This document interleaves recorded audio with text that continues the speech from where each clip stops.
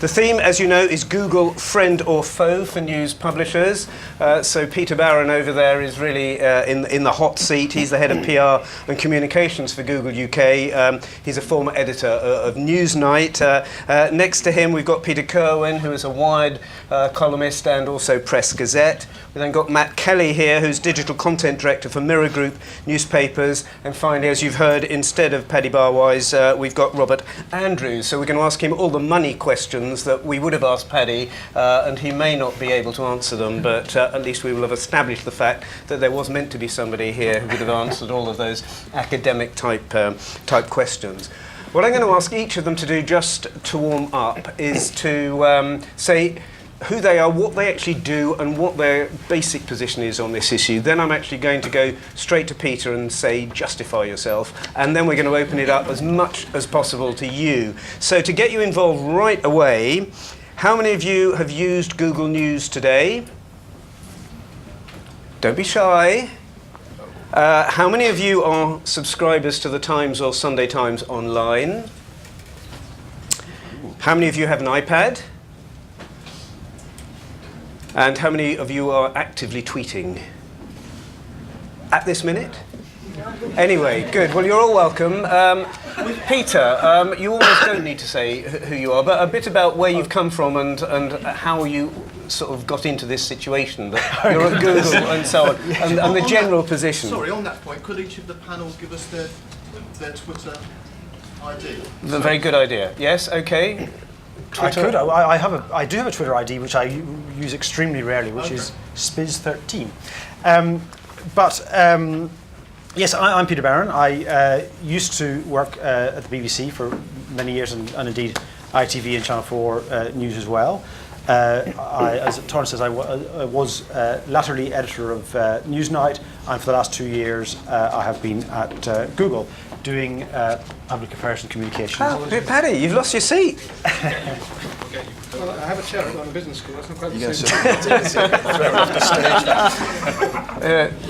I think you've been bumped. Really? We'll get you in the front row, honestly. Yeah, but we will. all move up. Have we got enough room for another one? Have we got enough? The microphone's the key thing, actually. Really? Yeah. Okay. Well, if I move that way and he moves this way. Super sub in your Robert wasn't. Did you notice? Robert wasn't going to give up that seat or that microphone. Once you're up here, you don't want to lose it. So, sorry, you were interrupted. Yeah, I think I'd sort of come to the end of my okay. I suppose my fundamental point is Google friend or foe. Unequivocally, Google is the friend of the newspaper publishers. Our aim is to work with publishers and not against them. Great, and we will explore that, obviously. Peter, where have you come from?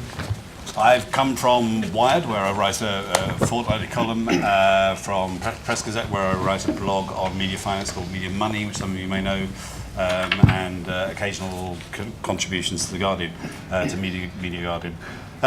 My essential view on Google and the media industry is that round about 10 years ago, Bill Gates looked at the long-term growth trend rate of the technology industry and decided that something must be done because, of course, we had the dot-com crash falling around our ears. The decision was taken to annex a part of the media industry. I think that project went ahead. I think Google became a very large part of it, also Yahoo and various other people.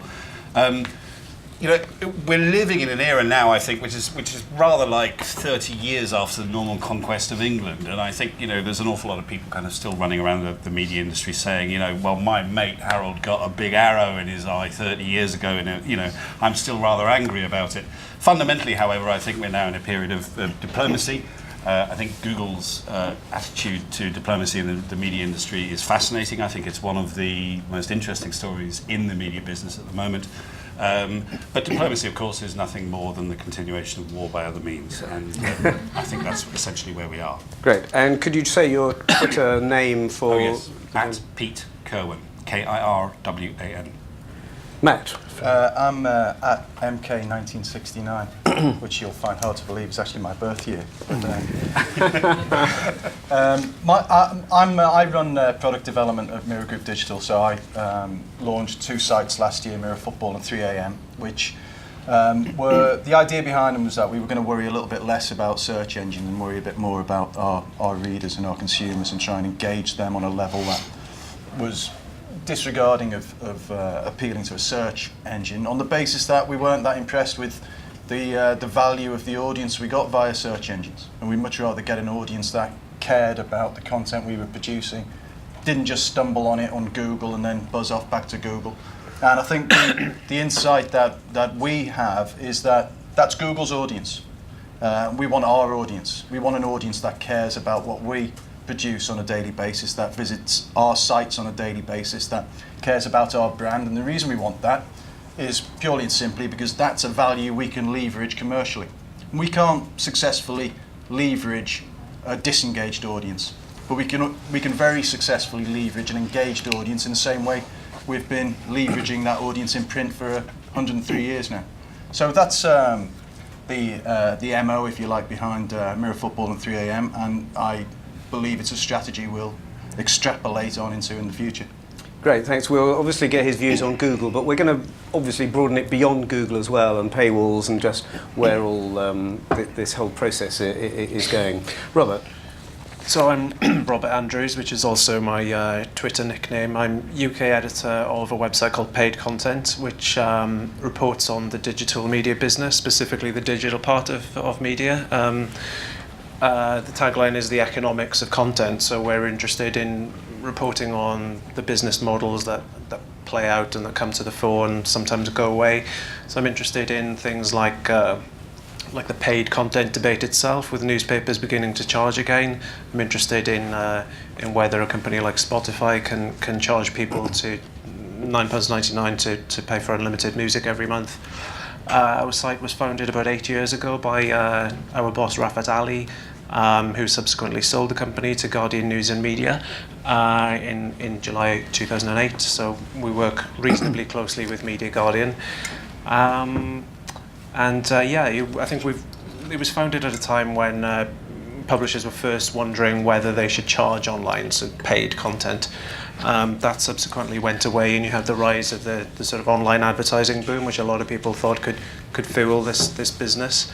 And things have come back around really to the paid content debate, with publishers like The Times doing what they've done, which maybe we'll come on to later. I'm sure we will. Great, thank you, Robert. And Patrick Barwise. I'm Welcome. Patrick Barwise Welcome. from London Business School. I'm also chairman of which is a media company itself. So Google, good thing for consumers. It's a very user-focused company. It wasn't the first by any means. Search belonged to people like Alta Vista, and then Google came along and was actually focusing on the customer, which is rather unusual for technology companies. A good thing for consumers, a good thing for advertisers, bad thing for media companies, for the very obvious reason that the Google model is to generate a lot of advertising revenue from very happy advertisers and then put very little of it into content. And it's a very profitable model, and nothing wrong with that, except the question of who's going to pay for the content, which Google isn't going to, and why should they? I think if you say, question, who are they hurting, then you have to look at this question of online ad revenue, which has been much trumpeted. It's now bigger in the UK than TV ad revenue, and among the top 10 markets, the UK is further ahead. UK market has put a higher proportion of budget into digital marketing than any other top 10 market. So the Nordics and Holland are sort of similar, but we put much more money into digital than say American marketers do. So we're a sort of test bed for how a market is going to find the right balance between push and pull type communication investment. If you take total advertising, which is internet advertising, slightly over 80% is search and online classifieds. There are basically only two types of marketing communication. There's communications initiated by the marketer and communications initiated by the consumer. What the internet is very good at is the second. That is why the classified ad revenue will not come back again, because the internet simply does that better. It's not very good at display advertising. It's a medium which is very dominated by the consumer, by the user, and therefore it's very good at response advertising. It's very good for searches which are initiated by consumers, which is the main Google model. It's not very good at display advertising, although obviously people like Google are going to try and make it better at that. That's why I, for instance, am relatively bullish about the future of TV advertising, because the internet is just pretty bad at what TV does. Paywalls, Murdoch, The Guardian, they could both be right, they could both be wrong. Okay, in other words, it's not a question of saying in 5 years' time we'll know which one of them is right. I think we'll get on to that in a moment. Get on with that. Okay. I think you have set up Peter very nicely here. Great for consumers, not good for the news media, and we know what Rupert... Good for advertisers. And good for advertisers, and not good for the news media. Rupert Murdoch, we're going to stop people like Google or indeed Microsoft from taking stories for nothing. There's a law of copyright and they recognise it. This is what he was saying in April. He said the search engines had tapped into a river of gold by aggregating content, but that the days of free news had to come to an end. So what do you bring to the party? Why is Google, do you believe, good for the news media? I mean, I think first of all we should really dig into this question of, does Google steal content? Because it keeps coming up time and time again. I mean, I think actually Rupert Murdoch has rather moved on from that argument. As you were saying, there's quite a lot of interesting diplomacy and discussion going on, and quite a lot of lurid language was used, basically to make a point and to try to provoke the debate. But do we steal content? Absolutely, we do not steal content. The way it works is that news organisations put their content on the web for free every day by their own free will, and Google helps people find that content. We send clicks to those the websites of news publishers. Google News sends readers to the websites. We send a billion clicks a month to the news websites, and to which news websites? Globally, yeah. A billion clicks globally to the websites of news publishers, and once there, obviously those clicks are a business opportunity for the newspapers involved, and we share more than $5 billion a year in terms of revenue share through AdSense. And how does the revenue share work? How it works is that the websites when you see ads by Google on a newspaper website, those ads are served by Google's systems, and the revenues are shared, and the lion's share goes to the newspaper. Patrick, I'm sure, can tell you in a little bit more detail, but the lion's share in each case goes to the newspaper organisations. More than $5 billion a year. $5 billion globally. Yeah. Thank you. Right. So who wants to come back? You go back first, and then I'm sure others will as well. Well, first of all, I certainly never said Google steals content. No, I think Peter's description is exactly right, that Google helps people find content. I'm a great admirer of Google because it's good for both sets of customers, which is advertisers and consumers. However, if you imagine a world in which Google didn't exist and nothing like Google existed, that world would be better for news organizations. And the reason for that is that, for reasons which I think are quite deep, in other words, not something which will be cracked in the next 5 years, the amount of revenue per reader which can be generated online is much, much less than the amount of revenue which can be generated from a print reader. And that's not Google's fault. That's just the way things are. That's the fundamental nature of the medium. I think the point that you make is, Google bad for media organisations. I mean, I think it's the internet. I think a lot of people transpose the internet and Google. Basically, the Norman invasion was not Google. Google didn't arrive until 1998. Google and Microsoft. No, well, look, it was the internet.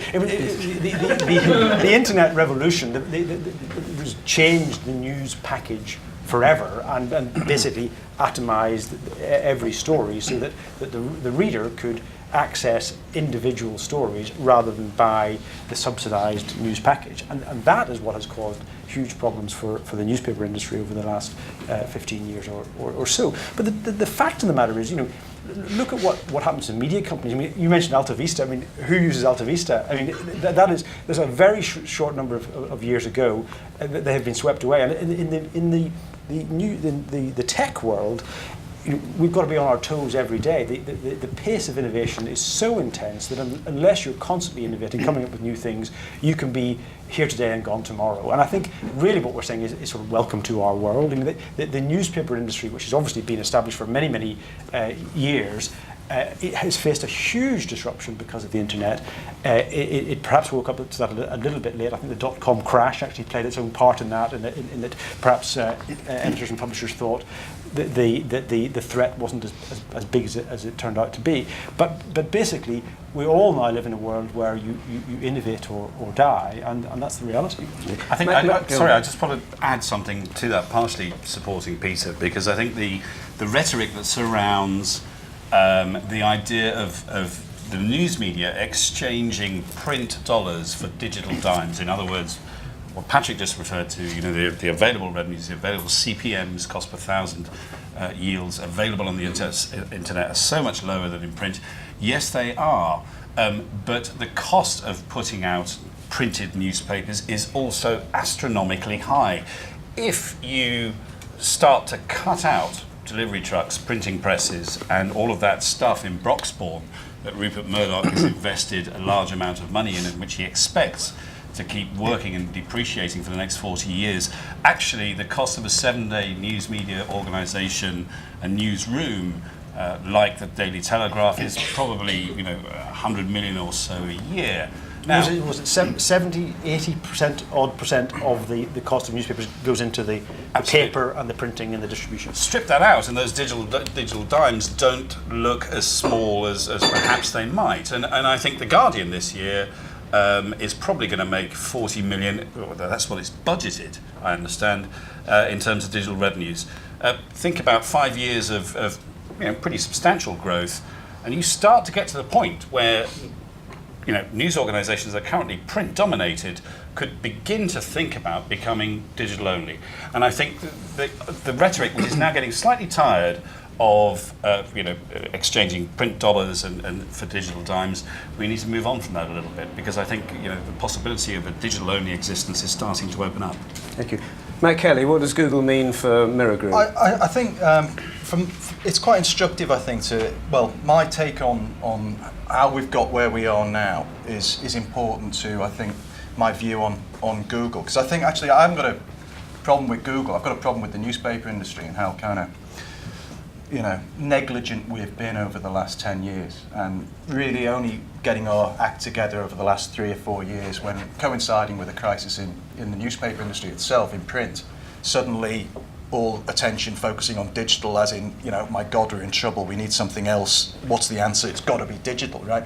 And a lot of brain power and focus being applied to digital, and then you see the consequence today, where you've got 3 or 4 quite smart, quite intelligent, coherent business models emerging, all of which may be right, all of which may be wrong. But suddenly, the newspaper industry and other publishers are getting their act together. But I think the problem for me, and why I think it is, it's partly our fault, majorly our fault, is that we got kind of blinded by this great reach that Google could present.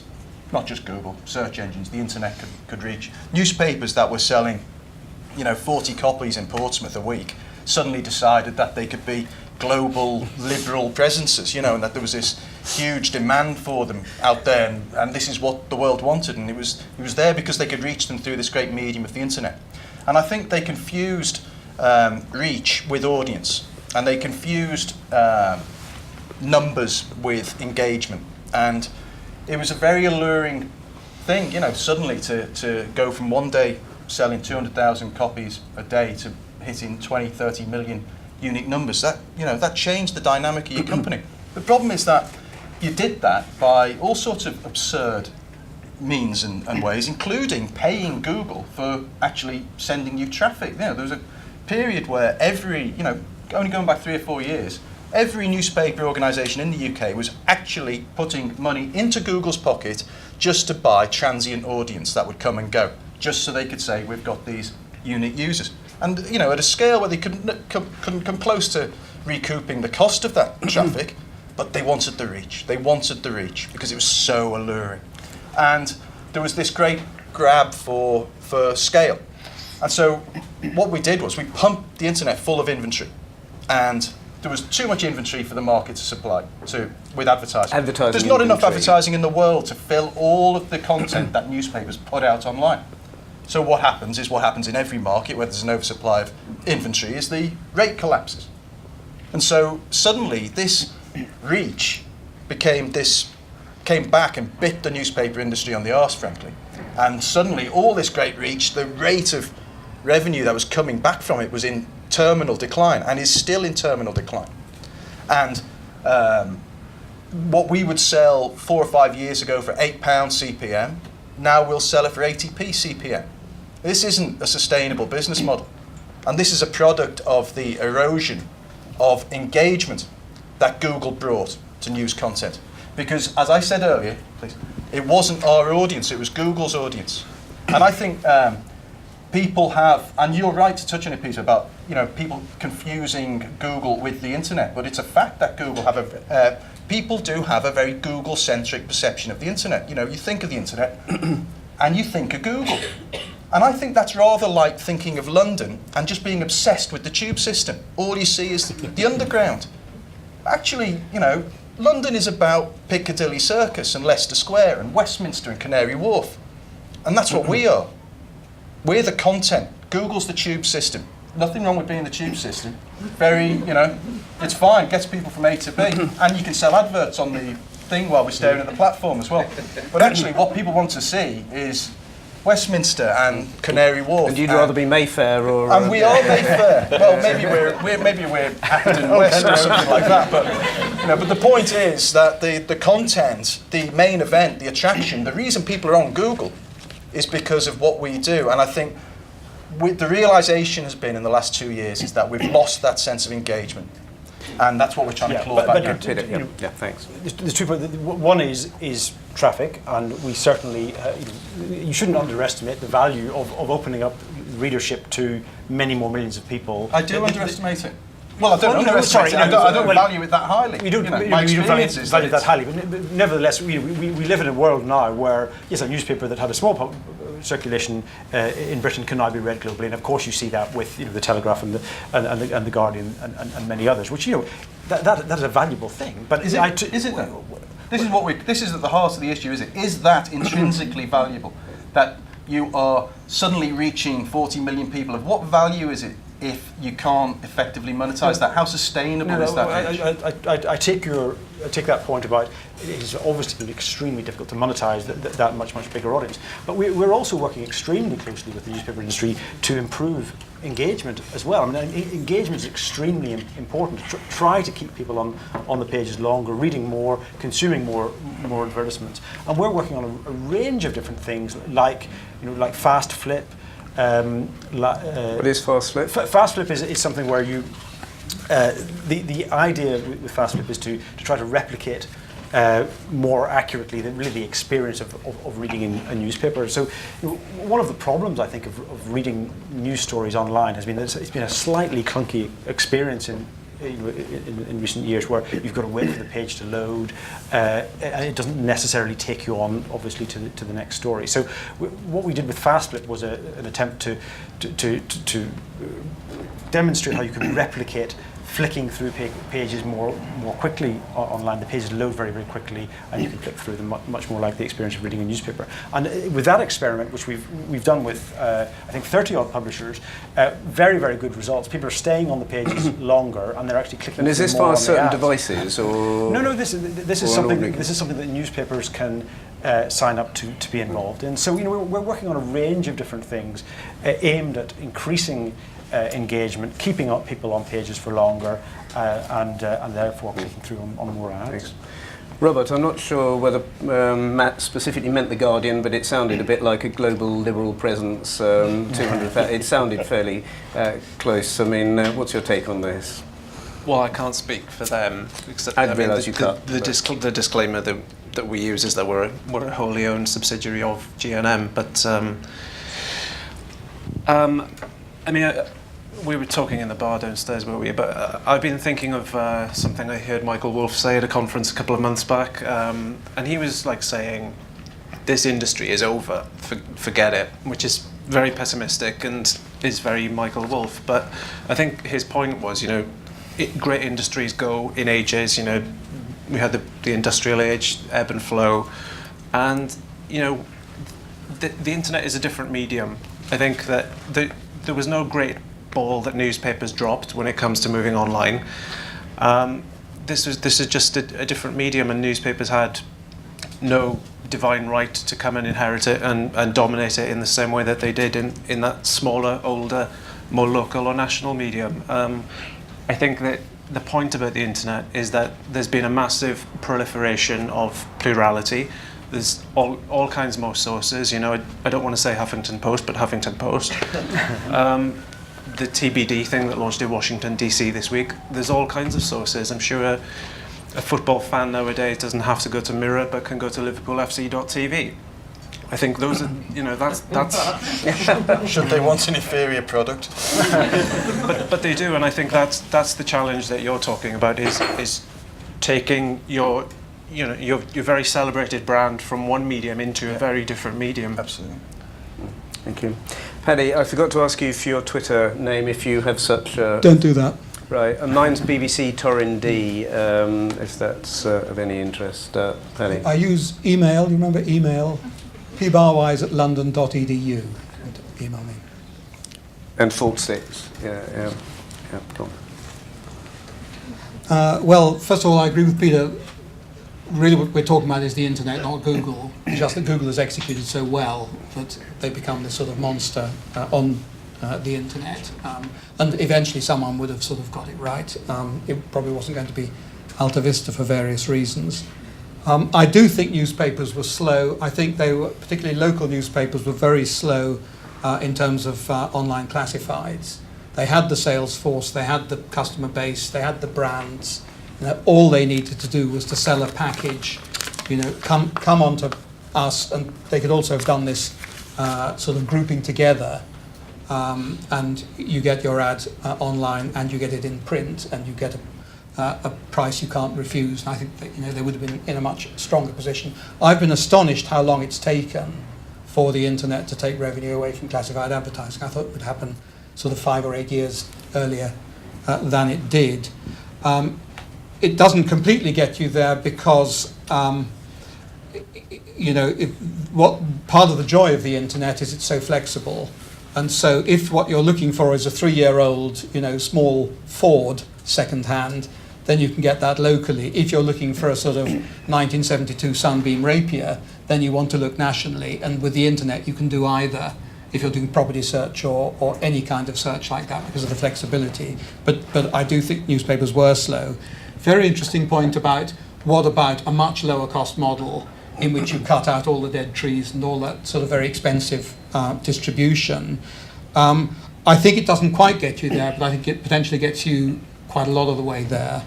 I don't agree with Michael Wolff. I don't think this is the sort of wipeout that people have talked about. And I have to say, if you look at what people were predicting 2-3 years ago and the situation today, not many newspapers have actually gone bust. And now that may have been partly that some of the local newspapers had more fat than they were sort of admitting. They had sort of costs which could be taken out. I think we will see some consolidation, and I think we will see more bundling. I think we will see people putting more behind the paywall, getting less obsessed with this thing about huge numbers and so on, and then saying, you pay a bundled subscription and you get both. I suspect that's where Rupert is going, and he may be going that way with Sky as well as with the newspapers. Print and online are very complementary media, and one of the numerous stupidities from the digerati is that they think that all media are sort of, once you've turned things into zeros and ones, then you get this thing they talk about called convergence. Now, convergence makes perfect sense when you're talking about networks. increasingly in the mobile space, it makes sense when you're talking about devices. It does not make so much sense when you're talking about applications or content, or where I come from, which is consumer behavior. And the fact that people have been watching whatever 3.5 hours of television a day pretty constantly for the last 40, 50 years probably means it's meeting some needs rather well, even if we don't know what those are very much. And those are complementary. So if I come back to which is a product I know reasonably well, what we're moving towards is saying there are two types of things that which online is really good at, which you can't do with print. One of them is the archive, that you can just search backwards very easily, and the other is the opposite, that you can do our equivalent of breaking news, which is things which are, in consumer electronics, where there are new products coming out all the time, and you don't want to you can't keep up with it with a monthly magazine, but you can keep up pretty well online. And then you have to say, what does the print product do, which is complementary? And the answer is the print product is more of a friend, it's more entertaining, it's more emotional, and so on.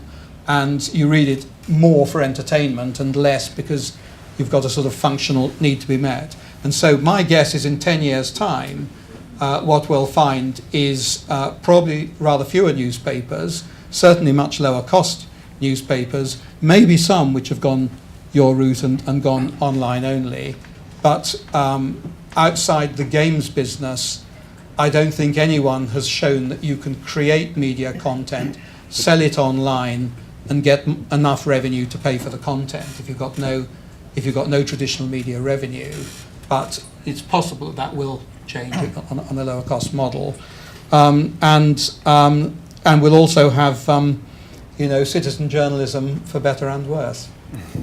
Thank you very much. It is astonishing how few newspapers we have lost. I mean, 30 years ago, everybody was saying in a few years' time there will only be the Times, the Mail, and the Sun, and we still have a really full complement. I mean, it may be that this is just ahead of the fall, but I'm not sure that that's the case. And we can see in America where obviously newspapers are having a really tough time. I think the difference in America is that there's never, papers in America are pretty crap, to be honest, because they've never had the competition. That's true. They've just never had that competition. I've been on the Mirror for 16 years now, only the last 3 in digital. And, it's a bear pit there. Every day it's a very intense, competitive environment about improving the product, making it the best product you can. And that just simply doesn't exist in America. And of course, when you've got to market to yourself, you end up with what's happening in San Francisco, where you're going to get this, major metropolitan area without a newspaper because the product was just too crap to buy. That's what's happened there.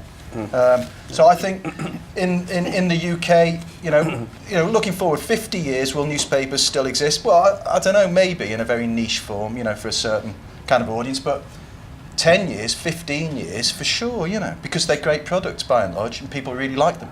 There's no secret there. It's not about platforms, it's about good value and engagement. As Peter says, if you go to Broxbourne, which is this huge, great printing plant that Rupert Murdoch only built the other day, virtually, it really is astonishing what a belief in newspapers and costs being... well, we've all the newspapers, as you'll notice, they're all full colour now. All the newspapers in the last 2 or 3 years have invested, tens, 20s, hundreds of millions of pounds in new presses. That have a finite shelf life, 15, 16 years. I think 15 or 16, 17 years when the warranties on those presses runs out, which is the crucial thing. That will be an interesting test in the market. Will the business case still be there to reinvest that huge lump to pay for another wave of presses? That'll be an interesting point. But for the next 15 years, if anyone wants to bet on newspapers going down, I'll take it, no problem. Right, let's open it up. Who's got a question for any of the panellists? Just wave at me. If you've not, don't worry, we've got lots of others here, but I do want to get people involved if they would like to be. If you can say who you are and where you're from, and if it's to a particular panellist. Hi, I'm Tom. I actually work at the Telegraph. And I guess if making money online is a war, I'm kind of a foot soldier in the trenches. I work particularly with e-commerce and, putting links into articles. And what I'm particularly interested in to do or want to ask the panel about is the long tail, because something that I personally find is that articles that are written 5-6 years ago, for some reason they're being picked up in Google and doing well. If we make sure that we commercialise our old content properly, there is no reason that we can't take advantage of that. I don't understand why. I think we need a kind of paradigm shift in the way that we produce papers, because at the moment we produce how to grow crocuses article every year, whereas actually the one that we produced last year worked perfectly well, and it's already doing very well in Google. Now, do we need to commission another article this year? I mean, that's not for me to say, but I wonder what you guys think about that. I think what you're saying is extremely valid, and while the problem with how-to content in newspapers persists, and it's a big one. I mean, if you go on to most of the nationals and look for, I don't know, album reviews, CD reviews, the experience is not good at all. And this kind of content, the nationals have people like Demand Media really biting at their heels now in terms of the generation of this kind of SEO catch-all type material that is eternal, evergreen, and has a long afterlife. However, I think what the real issue here is that national newspapers are still maintaining these big print operations, and so much of the business processes inside these organisations are geared towards print, where the majority of the costs and the majority of the profits still reside. And I think, if you look at issues like archives, if you also look at the skill with which the national press sell online advertising. I mean, the Institute of Practitioners in Advertising releases a survey every 6 to 12 months of advertisers and advertising agencies. It asks them who they think the best sales teams in terms of online display are. Routinely at the top of this survey, sorry, it's not Google, it's Microsoft, which has the best online display sales operation in the UK. Most of the nationals are way down that list, and I think sales is another area where, for want of a better word, the word that Matt used, negligence has been a factor. But I think priorities are skewed by print. I think the points you raise are extremely valid. The interesting question, of course, is how do those priorities get changed? Well, perhaps they only get changed by dropping print and becoming pure play digital. Who's going to do that first? Well, arguably, it could possibly be some of the weaker players in the market, possibly the Independent, for example, may get its digital act together in a rather surprising way if it drops print. I think that's an interesting question. Thank you. I think there's also a point about the distinctiveness of content, and this is where I find myself agreeing with Matt. I mean, I think one thing I see in my role is that a lot of the national newspapers play a game of copying each other's stories. So one paper writes one news story, and then within the next hour you see that all the other newspapers have got guys sitting there writing a very, very similar story just to be there too. Newsnight follows it up. And Newsnight then follows it up. But at least perhaps attempts to add value. I mean, there is no added value. It's simply a replication of somebody else's story, and that seems to be wasted effort, and I don't think in the long term is really going to lead anywhere.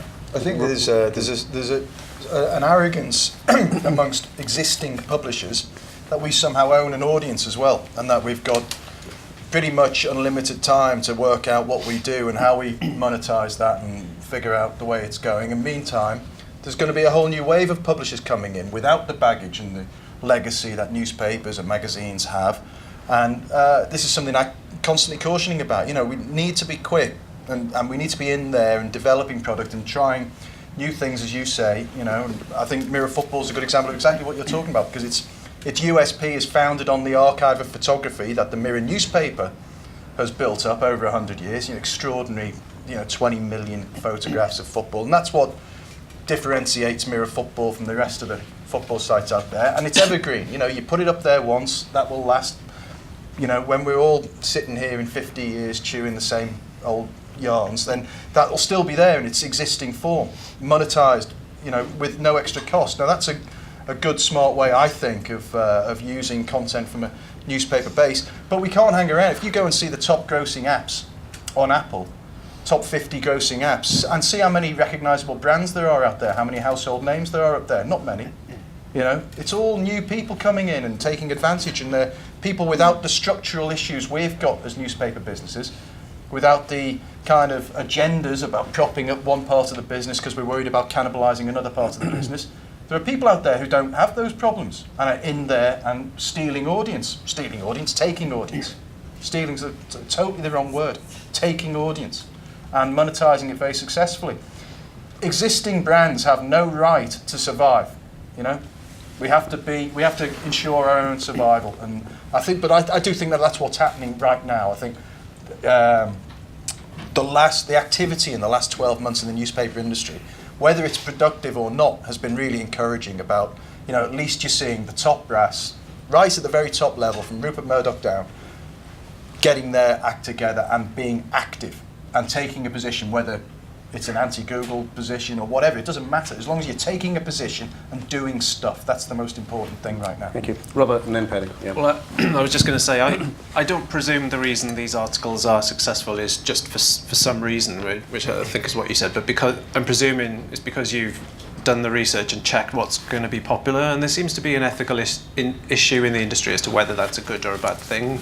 I'm not sure that it's a bad thing, really, but maybe you can tell us a little bit about how you do that. With a lot of research and working with the SEO team on, you know, popular keywords and stuff, you know, I mean, we try and apply a kind of science to it to try and figure out what works best and then do our best to monetize it as well as we can. But how do you bring it to people's attention the second time round? Well, I mean, we don't really need to, because we pick up on articles that are already doing well. I mean, we can see our own analytics and we can see, you know, things that have, for whatever natural reason, done well in Google. And then, you know, once that's piqued our interest, it's then just a case of, you know, reorganising to make sure that that content is presented well and strengthened and, you know, put forward in a way that helps us out. Indeed, Google's own website will tell you how popular particular variants of search terms are, so you can even write to a particular type of search term.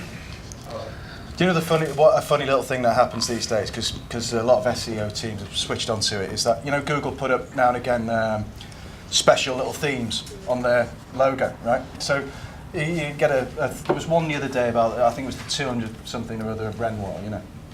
And then you see immediately beneath that there's news results. You click on that because everyone clicks on that because they don't know what it's about, and then you go to the news results which Google put up there. And the smart guys, the Telegraph, the Guardian, my guys now, they're all there sitting there, Renoir, what's that? Get an article up about Renoir quickly. Right? And you appear in the news links. So all over the world people are going, what's that mean? And then click that. Now what's the value of that? As a business, that transient traffic, you know, why is the Mirror suddenly writing about Renoir, you know? Well, why not? But it's probably not on our core brand values. Who does he play for? He played for Southampton, yeah. Probably Arsenal, actually. But this is the kind of sickness, I think, that has pervaded the newspaper industry, about this obsession with getting cheap traffic at any means, you know. And I think it is a sickness. Yeah, but it's not static. I mean, the point is that this is all evolution, and we're only 10, 15 years in, and we're trying all kinds of different stuff, and that's healthy. And there was that phase, and we've moved beyond that phase, which is a good thing. I was on a panel in a debate in Edinburgh TV Festival 2 years ago, and the title of the debate was, who will win the web, TV or newspapers? Like we were in the final or something like that. Everyone was out of the picture. And there's sort of this bizarre, you know, the internet is, as you say, you know, if you go back to the way newspapers were 15 years in, go and look at newspapers in 1850 and what they looked like and what they look today, you know. This kind of idea that there's anything fixed about the internet right now, that classified advertising is as good as it's ever going to get as it is on Google right now. I hope it actually gets a lot better than the way Google present classified ads. A couple of lines of text, you know. I mean, that seems like a step back to me. It's better in a local newspaper these days. At least you get a picture there. Over to Paddy. Well, and the process you describe, I think, is known as following the click stream, isn't it? I think the long tail's been overhyped. It's more relevant in some media than others, and print is sort of in the middle. So I think the long tail's been massively overhyped for, say, video and TV. In the case of things like music and some print media, I think it is true, although it's been exaggerated. I very much agree with, if you like, the spirit behind your question, which is that content creation now needs to be more imaginative. You know, we've gone for a long time in which there was essentially one model, which was, you know, you write things down, they're read tomorrow morning, then they're chip paper, after that, that's it. And I think we're frankly on the nursery slopes of learning how to handle that. It's not just that people use online in a very different way from the way they use print media, although with things like the iPad, you know, there's a little bit of convergence. It's also that for most newspapers, the audience is rather different. And that's especially relevant to The Guardian because of its strategy.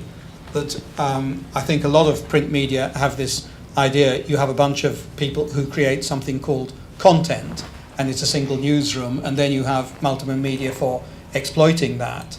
And, you know, not only is that, I mean, clearly that makes sense, but there's also clearly a limit about whether, you know, is the content right for this or that, or can you create content which is right for both? And, you know, one of them is 24/7 and just a very different sort of rhythm. But the audience is very different. So The Guardian, you know, wants to make money because they want the free model, partly for ideological reasons because of the Scott Trust and all that, making news freely available to people, which is great. The trouble is that, you know, their print audience is almost entirely in the UK, and it's Guardianistas, and we all know sort of roughly what that means.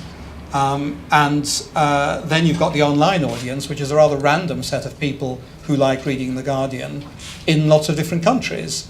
You can't sell that to advertisers. I'm not sure that it is random, is it? I think Well, it's not random, but it's from an advertiser viewpoint. You know, in general, advertising markets are mostly still national, and you know, the audience which you can deliver to me as an American advertiser really is rather small in the US. Of course, the idea is in 10 years' time, because of this philosophy of saying it's going to be the liberal brand, you know, there may be a sort of sunlit valley beyond, but it's a very big mountain in between where we are now and that sunlit valley. But I think there's an equivalent demographic of young liberal metropolitans in the US and in many countries. I think it's fair enough for them to go after that. That's I the think valley. The problem is selling How those do in you advertising monetize? terms, isn't it? I think, you know, The Guardian goes to America, it's a very small organisation compared with the might of what's on the East Coast, never mind the West Coast. As are all newspapers. However, having said that, I think news organisations in the UK, I think, are in a not quite unique position, but in a very positive position compared to, for example, French or German or Danish news organisations, in that online there is a larger English-speaking audience out there. And I think, you know, that is a very, very interesting proposition. I think if one looks at India, I think, you know, if one looks at the United States in 10, 20 years, you know, the Daily Mail, or Mail Online, now describes itself on the basis of ComScore data as the second largest English language news website in the world after the New York Times. And that points in the direction of something that in the long term, I think, may be quite fruitful for you. I mean, I think the UK is at an advantage, although it is worth mentioning Google Translate, machine translation. I mean, not as a sales pitch, but basically the reality is that, you know, these days articles in whatever language can now be read globally, which is, you know, this is a big breakthrough. Suddenly Twitter last week was, everybody was getting Spanish tweets because people were showing off how you could actually just translate tweets into Spanish. So I can see where you're going. Yes, we've got a question over there. Thank you. I can't put my question in Spanish, but I found out about this event through Twitter. But my name is Emma Jones. I run a website called Enterprise Nation, which is for people who start small businesses. And our business plan was always based on what we call the 3 C's, which is content, community, and commerce. So build great content, around that community will come, and only then can you commercialise it. And I hope the other panellists don't mind that my question is only for Matt, because I've been fascinated by what you said in terms of, does the Mirror want Google traffic? It may be volume traffic, but you don't necessarily want it if you can't engage with people at a deep and meaningful level. So could you comment on what is the Mirror doing with your readership, so people who read your paper every day and those who come and find you online, to create a more meaningful and engaging relationship with your members, readers, whatever you even call them, What kind of things are you doing if you kind of don't want the Google traffic, but you want to go deeper with your existing traffic? Okay, well, we've got, I think we've got several distinct business models within our portfolio of websites. So if you take the three that are easiest to pick apart, so you've got mirror.co.uk, which is a very, we've tried to differentiate it, we've tried to give it a good tabloid feel, which other people have followed, and that's nice. But it's still a very kind of, it takes a lot of traffic from Google. It's very popular in search, and we monetize that based on the scale of it through a relatively low CPM rate, and we do whatever kind of display deals we can do on the side. But that's where the bulk of the money for mirror.co.uk comes from. In between is Mirror Football, where its search isn't inconsequential to Mirror Football, but the idea with Mirror Football is that we'll try and capture an audience and keep it there and engage it there through the exposition of the archive. And that's successful. It's twice as engaging in terms of pages viewed per user than mirror.co.uk. But the audience is a third the size. However, the revenues are equivalent now with an audience a third the size. So we're making more money now through Mirror Football than we do with mirror.co.uk, despite the fact that the audience is just a third the size. Take 3am, which has a much smaller audience, about 650,000 uniques, but is 3 times as engaging as mirror.co.uk. Gets 6% of its traffic from search.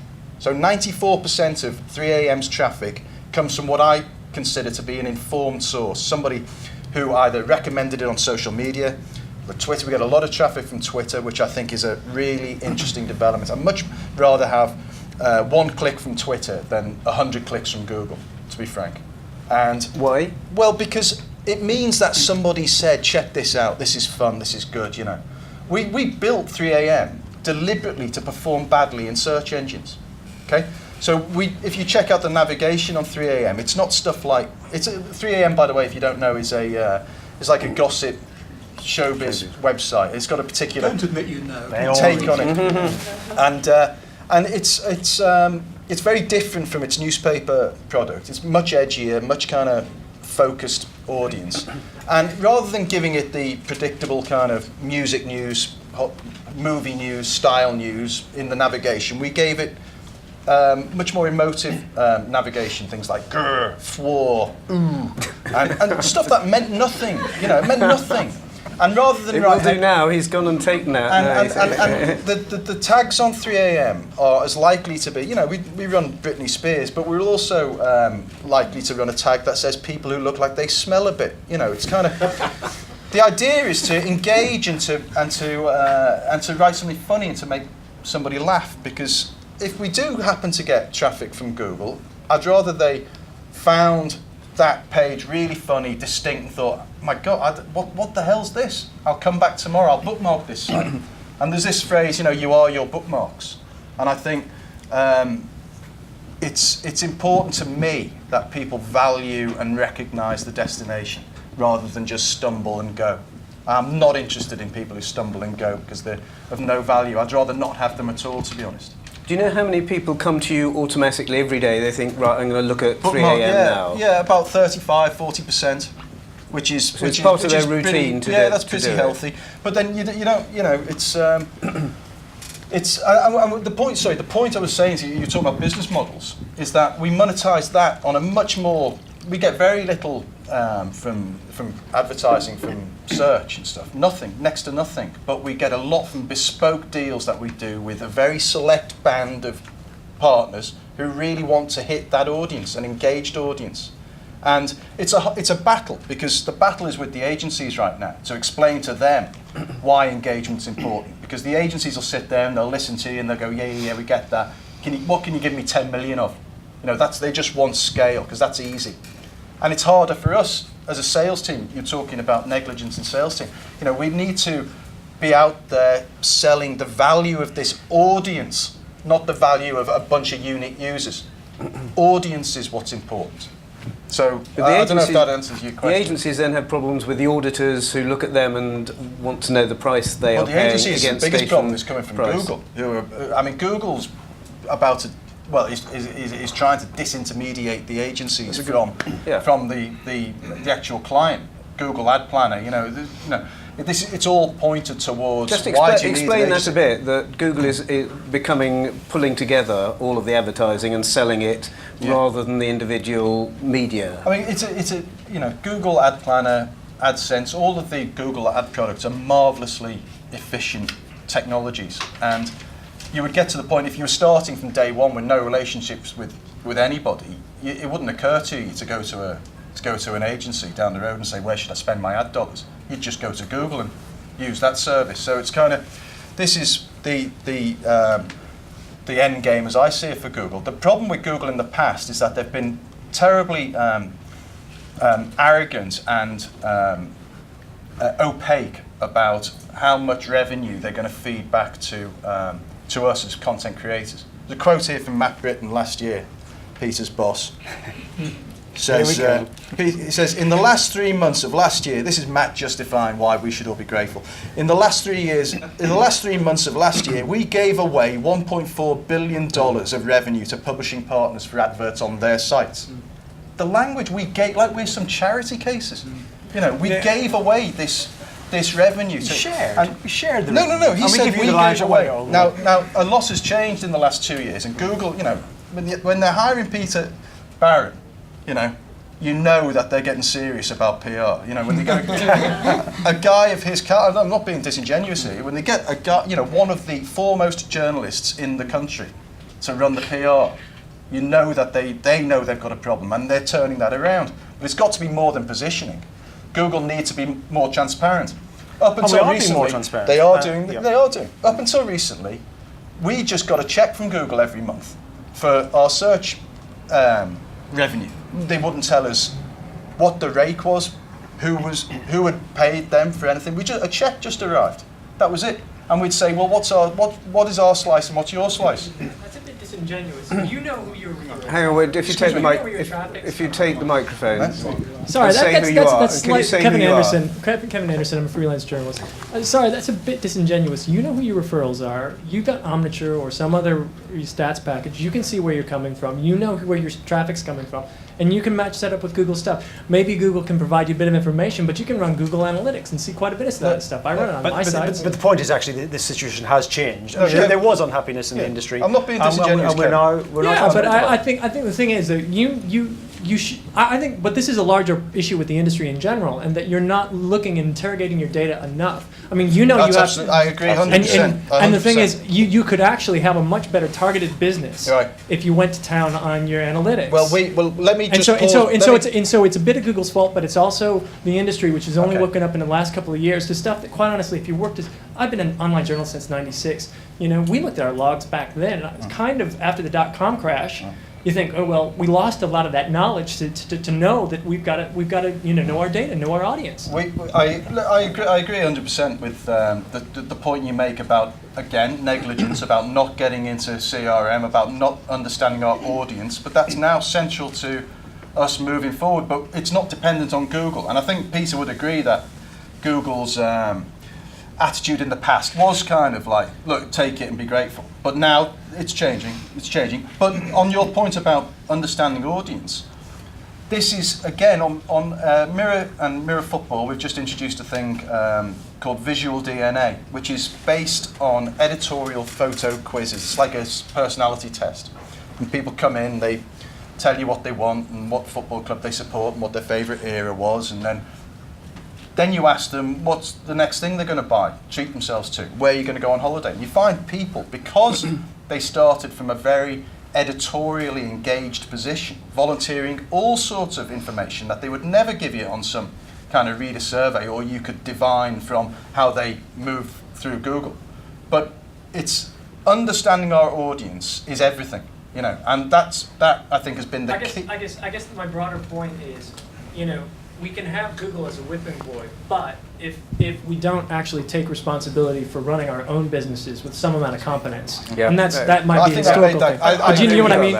It's like we've got our own houses to take care of. And just on the point of being impenetrable, I think I would accept Matt's point that we were a bit impenetrable there for a few years. And the truth is, very young company, basically a startup based on scale that became a global startup, and we had literally very few people to have partnerships and relationships with the industries. And until very recently, or relatively recently, we didn't know people from the newspaper industry and the broadcast industry, and of course we've taken steps to change that. Great, thank you. Yeah. I'm James Anslow. I lecture in journalism at City University London. Just to keep it on the Google friend or foe, or back to the Google friend or foe. An interesting fact I discovered, I teach undergraduates, and with my first years last year, they were the first generation that I taught that have no memory of the internet before Google. They don't recall the internet before Google. These are 18, 19-year-olds, and I teach students from all over the world, and that was 100%. I did a feedback on all of them. Sorry, can you hear that? And sticking to that, if Google is their friend, if it is it not true that it's the foe of the big newspaper brands as they stand now? Isn't it true that trying to get these brands online with or without Google is like trying to put a fish on a bicycle? Isn't it true, as Matt's indicated, that actually what really sells on the internet for these big brands are those specific small bits of content, like his 3 a.m., like the Sun's Page 3 girls, like the football, these very special, which aren't actually anything to do, well, hardly anything to do. The brands sit on the back of them, not the other way around. They don't drive, 3 a.m. girls doesn't drive Mirror. It's the other way around. And isn't it true that, yes, Google is the foe of these big newspaper brands, but perhaps not the foe of some of their content? Who wants to pick up on that? Well, I just fundamentally dispute the idea that we are in any way the foe. I think we've discussed how the internet was a huge disruptor of the newspaper industry. But we are determined to be good partners with newspapers, whichever route they go down. And we haven't really talked paywalls. Maybe the last bit will be to talk about paywalls. But basically, there are two routes that newspapers can take. One is traffic, and the other is monetization and advertising-based model and traffic or a paywall model. And we are determined to be of assistance in both those areas. And one thing we haven't mentioned at all is the advent of mobile devices, and particularly iPads, which surely gives a massive new opportunity for newspapers, because there has been no culture of paying for content on the web thus far in terms of commoditized news, but there is much more culture of paying for things through mobile devices, and also the opportunity with ever more sophisticated advertising with mobile devices is sitting there ready to be grabbed. And if you're reading a book review and on your phone, and you have a location-based ad that says, and you can buy that book across the street in the bookstore, that is of value. Just on this point, why is it detrimental to your publishing business to have your loyal audience there coming every day, they're engaged, and to have the search traffic come as well? Why can you not just grow the whole pot? What can you differentiate? You're asking me? Yeah. It's in our, well, as I said, we do have multiple approaches to it. So I think you can do all of these things. I think as James was alluding to, I actually think it's been a really healthy experience being forced to look at what we're good at, what we've really got permission to shout about. I mean, the Mirror's, I think everybody in this room, football and showbiz, that's probably something that you would say the Mirror did well. So they're the two things we span out. Well, that was the thought process. But an interesting thing happened as we spanned them out. It gave you permission to be everything it should be, because it wasn't encumbered by the package of the newspaper. So the brands themselves are much more powerful online, I argue, than they are in print, because you couldn't do half the hijinks we do on 3am.co.uk on 3am in the newspaper, because the sale would collapse overnight, because there would be cardiacs all over pension homes in Rochdale, overnight. What sort of things? just you'll have to go online to see. I'm far too well brought up to repeat it, but I'm not a typical. I'm not the target audience, but there's some very kind of robust language, and there's very edgy stuff and takes on stuff. But it's stuff you'd never get away with in print, and that was part of the process of going online and sort of being liberated by the fact that you could present this as a niche, as a vertical, and then. Because it was so much more powerful, it became so much more engaging. And because it's more engaging, it's so much more leverageable with clients. But the right clients. 90% of clients wouldn't want to go near 3 a.m. But 10% really, really want to be on it. Because it's exactly the right kind of people they want to hit. So it's just an interesting Penny, what do you make of what James was saying? Well, I mean, it's not as black and white as that. And so part of the trick, which will emerge over the next 10 years, is people finding what is it, there's on-brand content which makes sense and is sort of true to the value of the parent brand, and which you distribute through both media.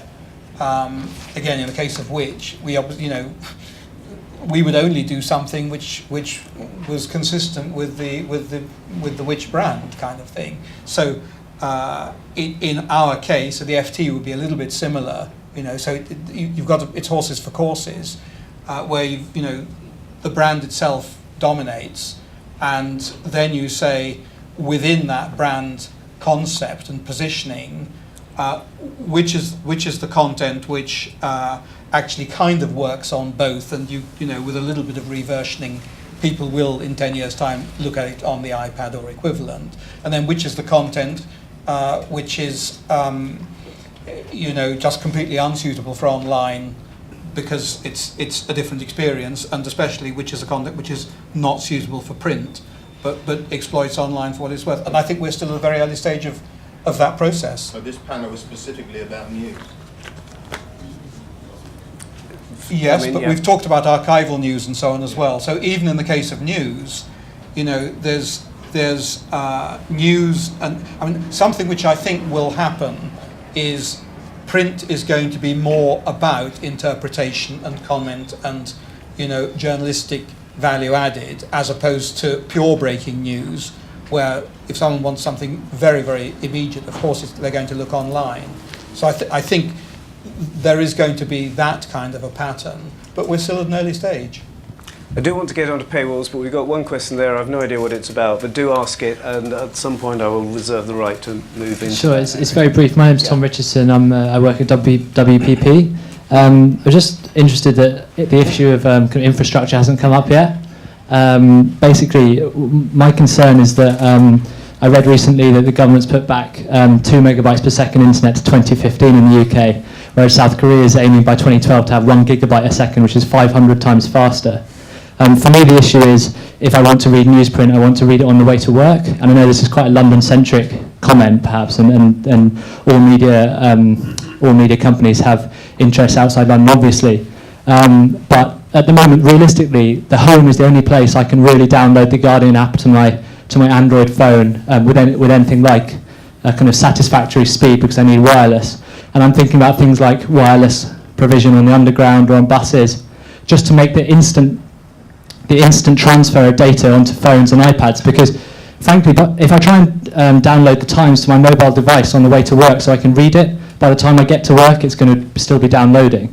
So I think infrastructure, in a sense, I can sympathise with media companies because I feel they're definitely trying to move in the right direction, but I feel they're maybe being hamstrung by lack of investment in things like wireless internet and digital from the government. I'm just interested to hear what you think about that. When you buy an iPhone or an iPad in Japan from SoftBank, you get a free router from FON with it, which enables, of course, the sharing of Wi-Fi access. So, talking to FON last week, their vision is, of course, walking down the street, moving from one Wi-Fi cloud to another, and the kind of urban kind of coverage that you're talking about starts to become reality. And then, of course, we've got femtocells, bringing that kind of capacity through the 3G network down to street level. I suspect that the order of precedence here, depressingly for you and us, is that Japan, Korea will lead in these kind of developments. The United States, where the mobile spectrum is under most pressure, will probably be next, and Europe, where there's least pressure on the 3G operators, will be third to kind of realise the kind of ubiquitous wireless access you're talking about. But I agree, it's a big issue, particularly when you start to discuss the potential for geolocation. Geolocation-led advertising is huge. I take a rather different view, which is that from the viewpoint of existing newspapers, the longer it takes for these infrastructures to be rolled out, the better. Because as they're rolled out, then the existing revenue model will get destroyed faster. So, if I were a shareholder in an existing newspaper group, I would be very glad about the announcement that it's been slowed down. I think there's a sort of wider ideological point, which is that superfast broadband has been massively overhyped. It's enormously expensive, and as part of the brilliant PR job which the telcos and technology companies have done, which is to turn this into a kind of virility contest with the Japanese and so on. This is a remarkably evidence-free set of arguments. I put this audience on metaphor alert that over the next 12 months, in lieu of reasoned argument and evidence in favour of this, we're going to get a lot of metaphors, of which the running race is the main metaphor, but there will be others, possibly worse. The other side of this is that we have at least something like 10 million fellow citizens who never go online, and the great majority of those are in areas where you can get broadband. So Martha Lane Fox finally managed to get £30 million out of the last government. I believe that's been taken away now. And at the same time, again, I don't think it's going ahead, fortunately, but a local test of superfast broadband in South Yorkshire, that pilot was going to cost the best part of £100 million. And that was just a demonstration project. So this wonderful job which the technology companies have done of somehow persuading politicians and especially civil servants that there is a sort of close connection between superfast broadband and lots of other good things. I hope it will get exposed over time, and it's one of the sort of few good things which have come out of the credit crunch is that this mad waste of public resources, which the Koreans have done, I think is not going to get replicated here. We even have to get Barclays Bank to sponsor the bikes in London, so we're not going to spend that kind of money. I don't think either Wi-Fi or WiMAX are going to be anything like the nationwide network that a lot of techies in the late 90s wanted it to become. I think there's only one wireless network, is GSM. So I think you've got to look to the mobile carriers. Their networks are under pressure right now thanks to the growth of the mobile web, but there's some spectrum auctions coming up, so they'll be able to plug some gaps. I think they've been hoping to get the underground wired up, but I think it's stalled. In landline, wireline, I think I agree with you on the Digital Britain strategy. I think a big impetus in getting rural areas connected with the derisory 2 megabits per second minimum was actually behind moving government services online, which would enable the Central Office of Information to switch off a lot of its physical delivery, saving hundreds of millions, and I think that's a little bit disingenuous. But the private broadband commercial suppliers are investing. You've got Virgin Media, who have made huge capital expenditure in its DOCSIS 3 network, that it knows it can take up to 200 megabits per second, possibly more, but only in the areas where Virgin Media is available. Copper wire and BT are rolling out fibre to the cabinet, so it is getting there. The problem is the last mile into rural areas. I agree with that. Part of the there's one sort of implausible story which is about television going online, which I call waiting for Vodo, because it's been waiting for quite a long time. The other sort of story which is used as justification for superfast broadband is a particularly confused one, which is the idea that this is going to have sort of huge economic benefits because then businesses will use it. Well, because of DOCSIS 3 and because of what BT is investing, I think the base case is that, at least before the credit crunch got to its worst, and the emergency budget and so on, something like 60-65% of households would be passed by some kind of fast-ish broadband, maybe 10 meg, in say 3, 4, 5 years. Now if it's 60 or 65% of households, that has to be 95% of serious businesses. So the idea that the taxpayer, should be spending serious money to take that 60% up to 90, which in economic terms is taking the 95 up to 97, I'm sorry, that's a very, very bad justification. Fine. Let's get back to news and Google and the business about paywalls. And with Google in the back of your mind, how is the paywall experiment at the Times going? Is that good for Google, bad for Google? How do you see it going, Robert? I think we've got to a point with this issue where we all know that they're going to lose a lot of their readers, the majority, and there are a lot of people judging it on that basis and saying it's going to be a failure, old man Murdoch is crazy. But I think we need to stop and sort of ask, what is the metric for success for this? I think the moment they made the decision, they knew they were going to lose the majority of their readers, so they're going to be losing exposure. If you're a journalist, that is a negative. But this is a business decision they're making. It's up to them. And in a similar way to how Murdoch is himself contrarian, I kind of admire his ballsiness. Matt, you talked earlier about how the internet model isn't fixed. And I'm kind of excited to see how it turns out. We know he's trying to replicate a sort of this package that we talked about of the Times product online. I'm going to be interested to see how that pans out. Because Matt, you're trying to get rid of all these Google readers and so on. I mean, my view is that at the moment, or go back 2 years, we were at position A, which was that, speaking very generally, lots of people consumed our content, but no one cared about it, and no one knew where it came from, and no one engaged with it. Right. So I'm speaking very generally. What we've tried to do with Mirror Football and 3am is get to position B, which is where, at least, it's still free, but at least they know where it's coming from. They value it. Care about it and they value it. And then maybe one day we'll get to position C, which is that they value it so much they'll pay for it. And I think what Mr. Murdoch's done is go straight to position C. It's really interesting. It's really valuable for the whole industry what he's doing, as an experiment. I wish, because I really like the New Times website, I wish they'd gone to position B first with it, just to see, because it's distinctive, it's differentiated, feels like the newspaper, it's plying on those brands that the paper exhibits so well, and I just wish they'd given that a run to see if they couldn't just engage an audience, perhaps care a little less about SEO and a little bit about the reader, and see if they could leverage the value that gave them and what that would mean as a business model. But they've gone to position C, and we'll see what happens. I think the most interesting question in media right now today is, what is Rupert Murdoch's plan B? What happens if Rupert Murdoch wakes up in 12 months' time and the Times has 0 audience online?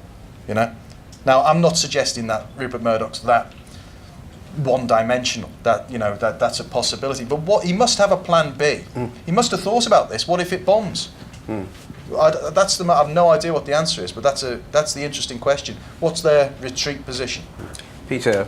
Well, actually, John Witherow, editor of the Sunday Times, has publicly said there is no plan B. Yeah. One guy told me there's no plan B, but there's just like more plan A. It's like which is very News Corp, right? He may have jumped to plan C, actually, and left the B out. Yeah.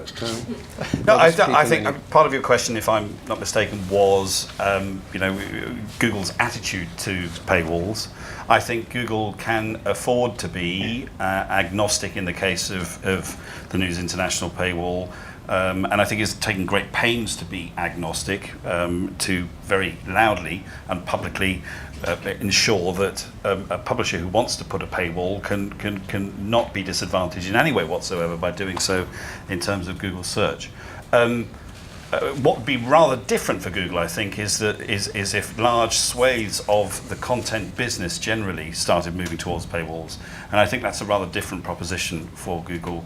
I think Google really the key change, the key transformation for me in Google, inside Google over the last 2 or 3 years, has been the understanding of the company's long-term dependence on content creators. I think you've seen that drama unfold with the commercial history of YouTube, I think over the last couple of years, where it's come to an accommodation with content producers. I think, but I think Google is also very strongly dependent on free content on the web. And so I think, I mean, my suspicion is that, you know, there probably isn't a plan B. The paywall is not going to be a resounding success, and therefore I suspect Google won't have to worry in the long term about what it would do if large parts of the content industry goes behind a paywall. Before I ask Peter whether that is the case, I'll just... Can I just say something about the, you know, the economics of this from Rupert's viewpoint?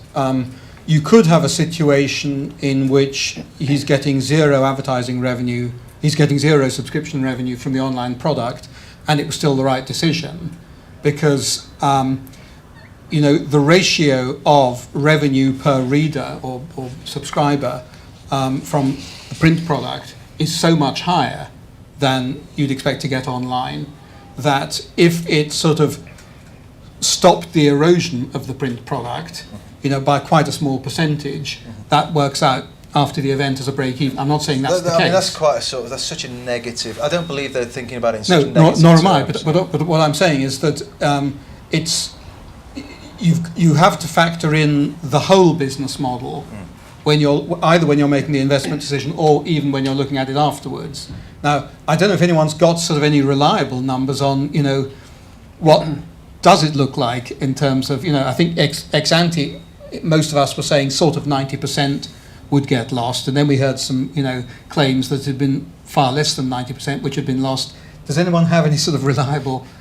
I mean, 90% was the figure I had last in my figure. head was they lost 90%. That's right. Okay, yeah. so that's so the expectation has been borne out. Well, 10% in which you're then maybe able not only to have a subscription model, but maybe then to start building some kind of a transaction-based model and so on as well. You can start selling some combination of print and online products, and so you can lose the great majority, and it's still a good decision. You know, because it's not. You have to just look at how much were they getting from online advertising, and then can they get as much from online subscription. It's not as straightforward as that. On the question of Google not being biased, I guess this is a question for Peter.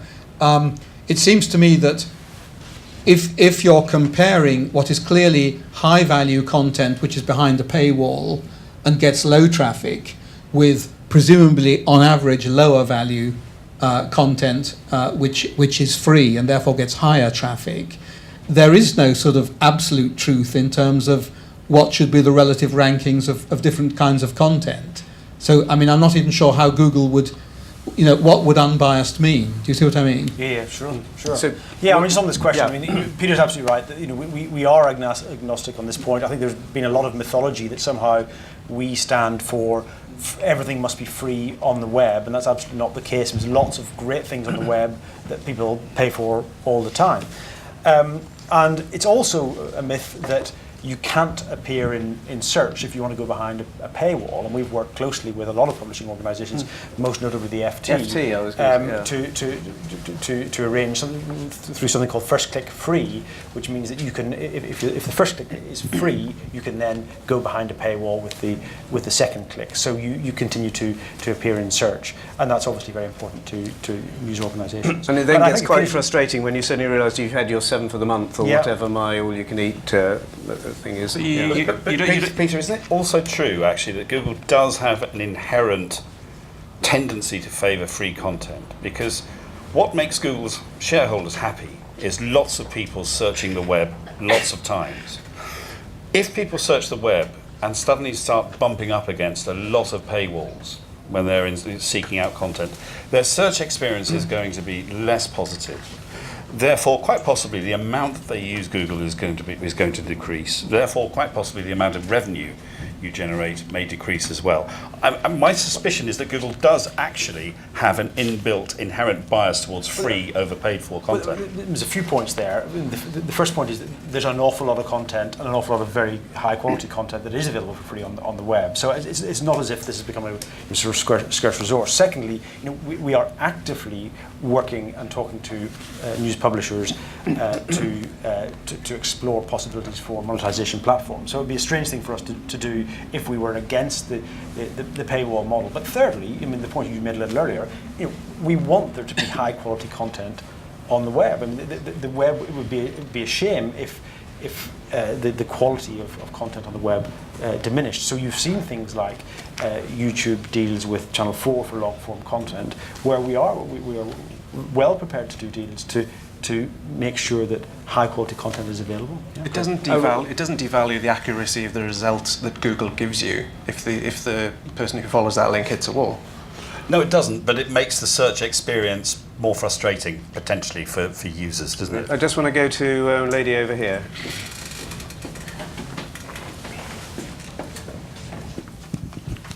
Hello, my name is Elke Michelmeier. I'm a software engineer in mobile and I'm working at Google, which is a coincidence. I would like to know if you think that it is likely that it would happen that there is some cooperation between the newspapers, either in terms of creating like a paywall that is not just for one but for many newspapers, and that would be like the high quality department of the web, and also if it is likely that there will be a monetization platform for that is shared between those people. What's happening in Italy? Go on. What is happening? It's involving it. Well, the rumor is that Google is working with the Italian newspaper publishers on a shared payment platform. Can you say anything on that? I can't really talk on. All I would say is we're obviously exploring various possibilities with various publishers around the world in terms of platforms. I think you were more talking about the sort of. I just wanted to make sure that I'm not talking about Google. I'm talking about the newspapers doing that. Sorry. Yes. I mean, Matt, can you see the newspapers getting together? I can't. Well, I can see different groups getting together, but not, say, the Mirror and the Sun. There's various groups of newspapers already are together in the Press Association, for instance, where you get different groups of newspapers having a stake in a newswire, and co-owning that. Now, there are various issues around, you can't operate a cartel in this country, it's illegal, there are anti-competitive issues, but I don't think, my reading of it would be that there wouldn't be anything disbarring newspapers doing a kind of, there's been this Nulu idea, a Hulu for news, where you could have a higher quality of offering within a wholly owned website that would belong to newspaper groups, that would benefit from a shallow search experience, but if you wanted the full service, you'd have to come to this website, and that would be for the newspaper groups to monetize and to own that traffic and to paywall or not, it doesn't matter, but whatever the business model. So it's possible, but as I said earlier, newspapers in the UK are fiercely competitive, and I think this is a factor in fiercely competitive, fiercely suspicious of each other. Very difficult to get two newspaper groups in a meaningful conversation about anything of substance. So I think it would. I personally don't know of any plan for that to happen, but I don't see any technical or legal reason for it not to. Okay. There's a question at the back. If we can, we're going to be winding up fairly shortly, so we'll try and get in a few. Yeah. Hello, I'm Charles Joynson. I'm also a small businessman, but I've got an interest in where all this is going over the next 20 years, because thinking about it, actually, it's not too bad reading newspapers on iPads, but on a mobile phone, I hate the experience. I much prefer print. But my suspicion is where we're going here is towards augmented reality and eyepieces and potentially even spectacles that will display a kind of heads-up newspaper 6 feet in front of you. And that experience might be an awful lot better than newspaper, than paper. And the real question is, if that's the case, and I want to read about a particular article a day, what's my chances of being able to have paid pools so I can read The Guardian and The Times and The Telegraph and The Mirror, all their articles on the same issue? and not have to have a paywall in front of me for each one. You seem to think that was unlikely, Matt. Well, I don't know whether it's unlikely or not. I mean, I find this issue about, the various platforms a bit frustrating, and I wonder, 3,500 years ago in Egypt, did they have a big, is papyrus dead conference, something like that. It's like stuff comes and stuff goes, it's not important. What's important is how you maintain and monetize a particular audience. And to me, right now, I'd love to be able to have an experience where you read your copy of the Daily Mirror in the morning, you kept in touch with breaking news on your Mirror mobile, and throughout the day, at lunchtime, you watched a bit of Mirror football spy video on your desktop. That would be great for me, and more importantly, it'd be great for our advertisers as well. And the bulk of the advertising deals we do are cross-media deals. So we're not just selling the internet to somebody or the newspaper to somebody. We're using each element of our business to leverage the other element. Because advertisers want reach in all separate, different mediums, because each medium has a different touch point. It means something different to you, emotionally.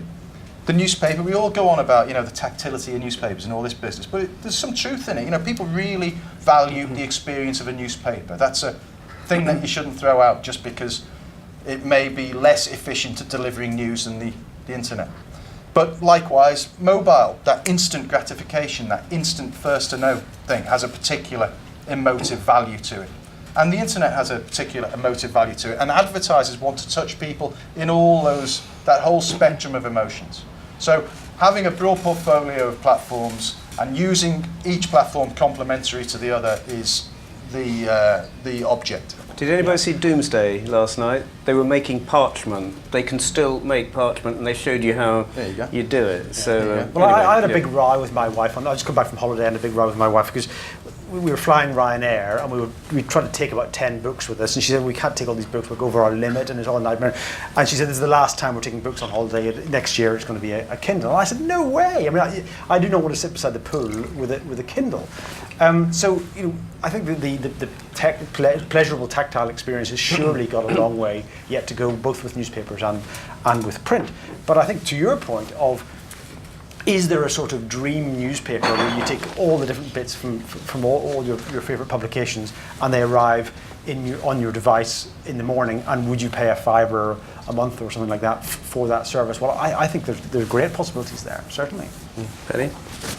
Well, it will be a £5 a month, or it may be rather more than £5 a month. I think in the case of Kindle, if you take 5-10 year time frame, it's not so much the tactile thing, it's more that you can't actually read the screen next to the pool in a sunny place kind of thing. That's why you see all these people with towels over their heads and so on. This kind of new thing. I think the model which has been described for the Mirror Group is much more likely to be the future, which is multiple touch points and multiple platforms within a newspaper group.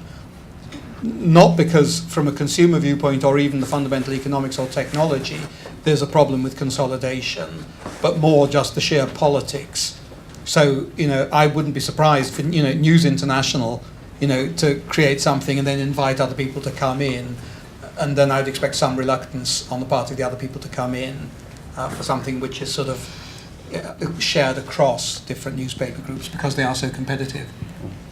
We're going to have to wind it up there. We could go on, I'm afraid, so we'll do a private conversation afterwards over a drink, I'm afraid. It's been a fascinating debate. It's been an absolutely great panel. Thank you all for your contributions. Big round of applause.